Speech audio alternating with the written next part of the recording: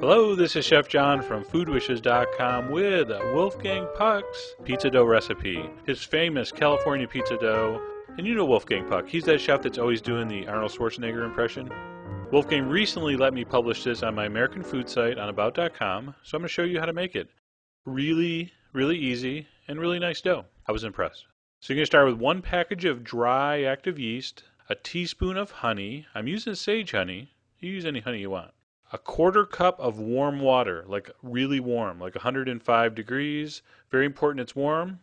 Give it a stir. Let it dissolve for 10 minutes.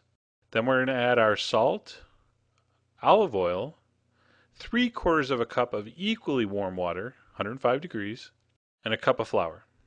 You're going to stir that up. It's going to become a batter.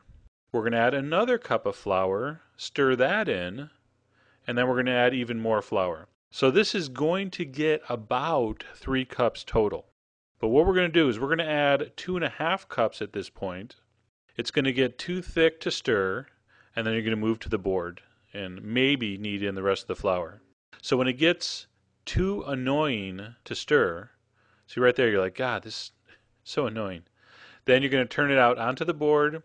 You're going to sprinkle maybe a 1/4 cup of flour down, and then you're going to knead this with the traditional kneading, smushing it with your palm method for about 5 minutes till we have a smooth, fairly firm, but nice and smooth, very slightly sticky dough. So this took just about all 3 cups, right? So 2.5 cups went into the actual dough in the bowl, and then I kept kneading it, and you see it actually picked up all the flour on the board. So it was just about 3 cups of flour. You got to play it by ear. But there we go, a nice, smooth, fairly firm dough. A little bit of olive oil in a bowl. Just rinse out the bowl you mixed it in. All right, coat it with olive oil, just a little bit. Put a damp towel over it and let it sit in a warm place. I turned the oven on for about 5 minutes, turned it off so it was nice and warm. It's going to go a half hour to 40 minutes, and it's going to basically almost double in size. All right, and that looks pretty good. Turn it out onto your floured cutting board. Pat it down with your hand. That deflates it. And we're going to make 4 small pizzas with this. So I'm going to cut it in 4 pieces. Now the last step here, I'm going to do this twice for you. Take one of those quarters and just keep folding the outsides down and under, and the top kind of stretches out. So you're just kind of going around, you're folding up underneath. You do that about 6 or 7 times, and that's ready. All right, one more time. Take a piece, okay, you're kind of turning it. You can use your fingertips or your palms. You're just kind of stretching it down and under and then tucking it up underneath. Anyway, just watch that a few times. It's not that hard. We're going to put those on a tray. All right, we're going to cover that with a towel and let that sit in a warm place for 20 minutes to a half hour. And then you're ready to make pizza. Now what you want to do here, put it down on a lightly floured board, start in the center with your fingertips, and just kind of keep pressing out. This is only going to get about, 8 or 10 inches wide.